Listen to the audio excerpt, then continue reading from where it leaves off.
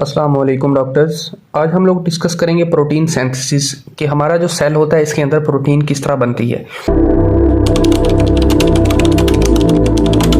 First of all ये है कि प्रोटीन सिंथेसिस के लिए कोई ना कोई किसी ना किसी किस्म का कोई सिग्नल मिलता है किसी और सेल से या किसी और जगह पे जहाँ पे उस प्रोटीन ने जाकर काम करना होता है, तो उससे सिग्नल मिलता है और सिग्नल को कैच करके कोई भी एक सेल जो प्रोटीन सिंथेसिस करता है या वो वाली स्पेसिफिक प्रोटीन बनाता है वो अपनी प्रोटीन सिंथेसिस स्टार्ट कर देता है।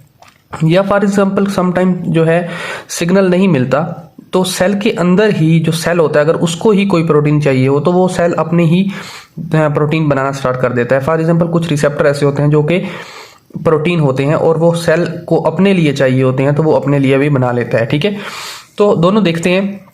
फॉर एग्जाम्पल यहाँ पे एक रिसेप्टर है, यहाँ पे मैंने एक न्यूक्लियस ड्रा किया है, अंदर डीएनए और बाहर जो है ये सेल की आउटर वाल है। ठीक है, सेल वाल जो है सेल मेम्ब्रेन। तो यहाँ पे एक फॉर एग्जाम्पल कोई भी एक रिसेप्टर है जिसके ऊपर कोई भी आकर बाहर से एक लाइगेंड अटैच हुआ है।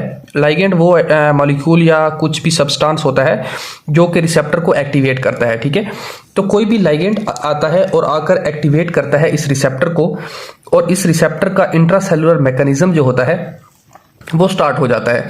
इंट्रासेलुलर मैकेनिज्म जितना भी है रिसेप्टर का वो सारे का सारा हम रिसेप्टर्स में डिस्कस करेंगे, लेकिन फिलहाल के लिए ये मान लें कि यहाँ से रिसेप्टर से एक स्टिमुलेशन मिलती है न्यूक्लियस को कि आपने ये प्रोटीन सिंथेसिस करनी है। ठीक है, या सेकंड ये चीज़ है कि फॉर एग्जांपल इसी सेल को एक रिसेप्टर चाहिए, यहाँ पे इसने अपने लिए प्रिपेयर करना है तो इसकी जो इंट्रासेलुलर स्ट्रक्चर्स हैं वो जो है स्टिमुलेट करेंगी हमारे न्यूक्लियस को या डीएनए को कि हमें एक रिसेप्टर चाहिए जो कि एक प्रोटीन हो जो कि हमें अपनी सेल मेम्ब्रेन के ऊपर लगाना है ताकि कोई भी लाइगेंड जो है वो आकर अटैच हो सके। ठीक है, तो ये हो गई स्टिमुलेशन के किस तरह कोई भी एक स्टिमुलेट करता है न्यूक्लियस को for the formation of protein. तो नेक्स्ट स्टेप क्या होता है? नेक्स्ट स्टेप ये होता है कि फॉर एग्जांपल कोई भी स्टिमुलेशन आई वो आकर किसी भी स्पेसिफिक जीन के ऊपर, हर प्रोटीन के लिए एक स्पेसिफिक जीन होती है हमारे डीएनए के अंदर। ठीक है, तो फॉर एग्जांपल यहाँ पे एक जीन है जो कि एक स्पेसिफिक प्रोटीन बनाने वाली है। ठीक है, जीन ये होता है कि एक specific part of DNA which is responsible for the protein synthesis. ठीक है, तो इसको स्टिमुलेशन मिल गई। जब स्टिमुलेशन मिल गई तो इसने ये डबल स्टैंडर्ड डीएनए था, इससे हमारे पास ट्रांसक्रिप्शन करके हमारे पास सिंगल स्टैंडर्ड आरएनए बन गया। ठीक है, तो सिंगल स्टैंडर्ड आरएनए फॉर जो डीएनए था वो डबल स्टैंडर्ड था, आरएनए जो है वो सिंगल स्टैंडर्ड बन गया। डीएनए से आरएनए का बनना इसको बोलते हैं हम ट्रांसक्रिप्शन। ठीक है, through transcription DNA is converted into RNA. ठीक है, ये हो गई ट्रांसक्रिप्शन। ठीक है, देन हमारे पास जो ट्रांसक्रिप्शन के बाद जो नेक्स्ट प्रोसेस होता है वो होता है ट्रांसलेशन। ट्रांसलेशन होता है आरएनए से प्रोटीन्स का बन जाना।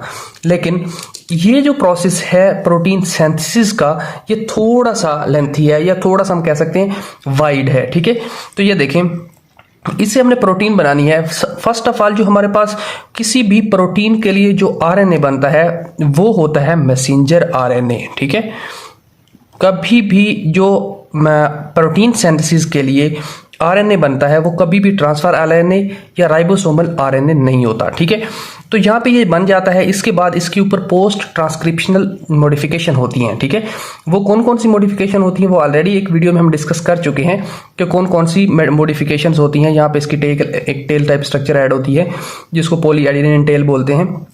यहाँ पे एक हेड टाइप स्ट्रक्चर ऐड होती है। ठीक है, मिथाइल ग्रुप ऐड होता है। वो सारी की सारी हम डिस्कस कर चुके हैं। ठीक है, प्रीवियस वीडियोस में इसी प्लेलिस्ट में आपको वीडियो मिल जाएगी। तो इससे मैसेंजर आरएनए से हमने अभी नेक्स्ट बनाना है।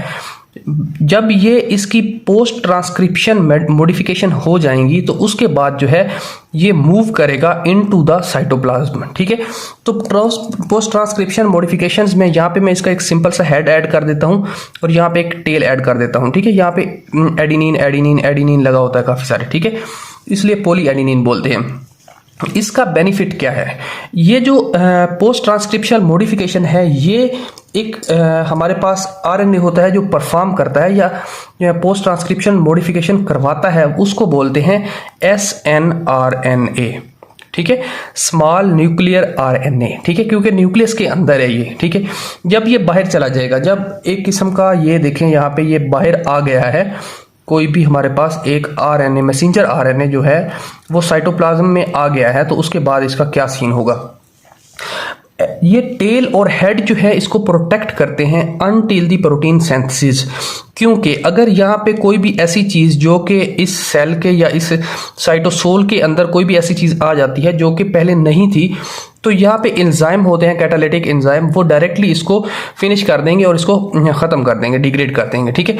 तो ये चीज़ें जो है इसको प्रोटेक्ट करती हैं अनटिल, जितनी लंबी टेल होगी, जितना लॉन्ग हेड होगा, उतनी ज़्यादा देर जो मैसेंजर आरएनए है वो यहाँ पे स्टे कर पाएगा, ठीक है।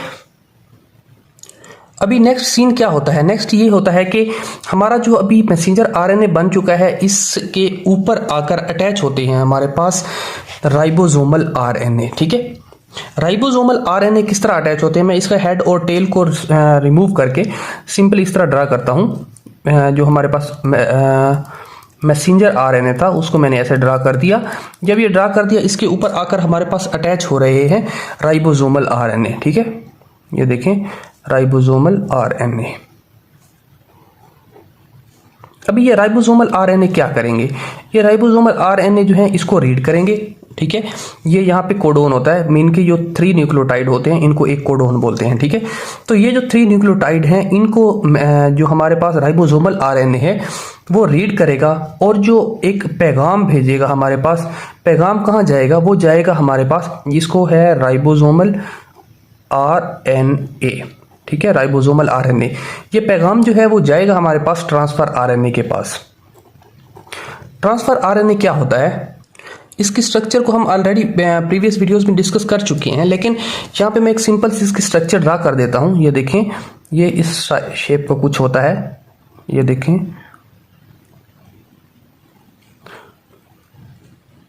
यहाँ पे ऐसे, ठीक है। तो इसकी एक साइड जो होती है, यहाँ पे हमारे पास कोई भी एक न्यूक्लियोटाइड अटैच होती है, न्यूक्लियोटाइड या स्पेसिफिक जो हमारे पास प्रोटीन सिंथेसिस के लिए एक न्यूक्लियोटाइड चाहिए होती है, सॉरी अमाइनो एसिड्स जो हैं यहाँ पे अटैच होते हैं। यहाँ न्यूक्लियोटाइड अमाइनो एसिड होते हैं, क्योंकि जो प्रोटीन्स होती हैं वो अमाइनो एसिड से मिलकर बनी होती हैं।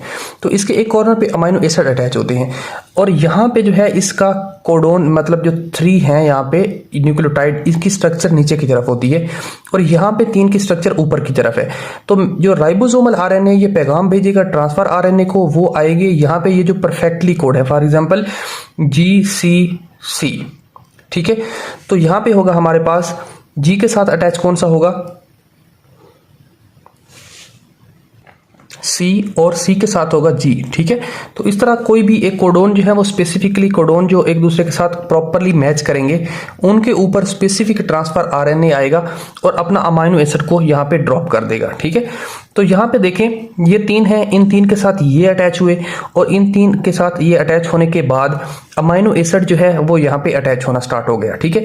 इसी तरह ये जो ट्रांसफर आरएनए, ये मैसेंजर आरएनए है, मैसेंजर आरएनए, ये मैसेंजर आरएनए राइबोसोमल आरएनए के दरमियान से ऐसे गुजरता जाएगा, इस तरफ मूव करेगा और हर जो है राइबोसोमल आरएनए, इसके ऊपर डिफरेंट टाइप ऑफ चेन बनती जाएंगी और ये चेन किस चीज़ की होंगी, अमाइनो एसिड्स की, ठीक है। तो एक चीज़ मैं यहाँ पे और मेंशन करना चाहता हूँ कि फॉर एग्जांपल यहाँ से जो है सबसे ज़्यादा पास हुआ है, ठीक है, क्योंकि इस तरफ से इंटर हुआ और सबसे ज़्यादा देर यहाँ पे रहा, तो यहाँ पे एक लॉन्ग चेन बनेगी, ठीक है, अमाइनो एसिड्स की, then short, then short, then short और देन शॉर्ट, ठीक है। इसी तरह मीन के जिस राइबोसोमल आरएनए के पास मैसेंजर आरएनए ज़्यादा देर रहेगा, वहाँ पर उतने ज़्यादा ट्रांसफर आरएनए ज़्यादा अमाइनो एसिड्स लेकर आएंगे और उतनी लंबी चेन बनती जाएगी, ठीक है। तो ये जो चेन्स होती हैं, इनफैक्ट इन चेन्स को ही हम प्रोटीन कहते हैं, ठीक है। ये अमाइनो एसिड्स की चेन होती हैं जो कि मैसेंजर आरएनए के थ्रू बनती हैं with the help of ribosomal RNA and transfer RNA, ठीक है। ये सिंपल से कंसेप्ट है। अगेन देखिए हमने क्या सीखा, जब हमारा मैसेंजर आरएनए साइटोप्लाज्म के अंदर आता है तो राइबोसोमल आरएनए इन कोडोन्स को रीड करते हैं और मैसेज ट्रांसफर करते हैं टुवर्ड द ट्रांसफर आरएनए, और ट्रांसफर आरएनए जो है वो स्पेसिफिक कोडोन वाले, जो उनके पास स्पेसिफिक कोडोन होता है, एंटी कोडोन होता है, वो वाले आते हैं ट्रांसफर आरएनए और आकर उस कोडोन के साथ अटैच हो जाते हैं, जिनके ऊपर different type of amino acid होते हैं, और वो अमाइनो एसिड जो है राइबोसोमल आरएनए के साथ अटैच करते जाते हैं और इस तरह एक लॉन्ग सी चेन बन जाती है।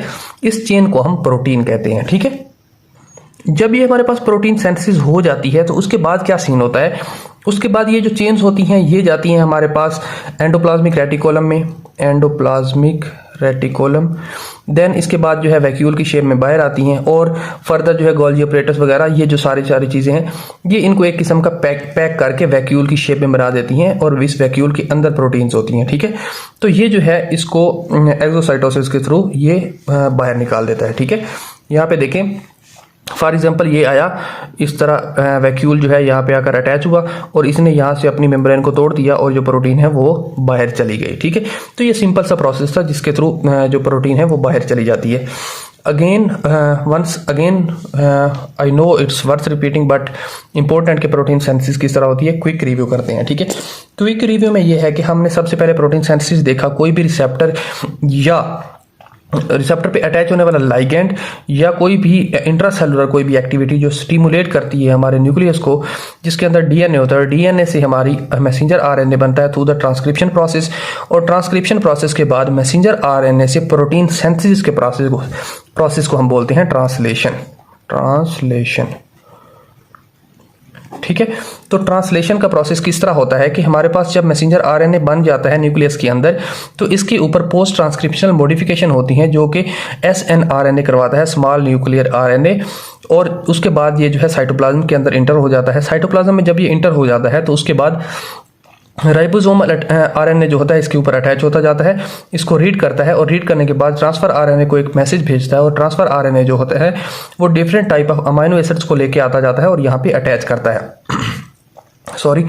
अटैच करता है और उसके अटैच करने से एक long chain of amino acid बन जाती है जिसको हम प्रोटीन कहते हैं। और प्रोटीन जो है एंडोप्लाज्मिक रेटिकुलम और गोल्गी अपरेटस के थ्रू वैक्यूल में चेंज होती है और वैक्यूल के बाद ये हमारे सेल से बाहर चली जाती है, या अगर सेल से बाहर नहीं जाती इसको एज अ रिसेप्टर हमने बनाया, फॉर एग्जांपल ये जो प्रोटीन है एज अ रिसेप्टर काम करेगी, तो ये आएगी और आकर यहाँ पे इस जो हमारे पास सेल मेम्ब्रेन होती है इस पर एज अ रिसेप्टर अटैच हो जाएगी। अब कोई भी किसी किस्म का लाइगेंड आएगा और यहाँ पे आके इंटरसेलुलर कोई भी और एक्टिविटी या हमारे पास न्यूक्लियस को जाके स्टिमुलेट करेगा for the protection synthesis of other proteins. ठीक है, तो ये था हमारा प्रोटीन सिंथेसिस का सिंपल सा कंसेप्ट। इसमें अगर आपको कोई भी क्वेश्चन है, कोई चीज़ समझ नहीं आई, किसी पॉइंट पर भी कुछ भी, तो आप कमेंट बॉक्स में पुट कर दीजिए, I will respond you as soon as possible. तो इजाज़त दीजिए, थैंक यू डॉक्टर्स, अल्लाह हाफिज़।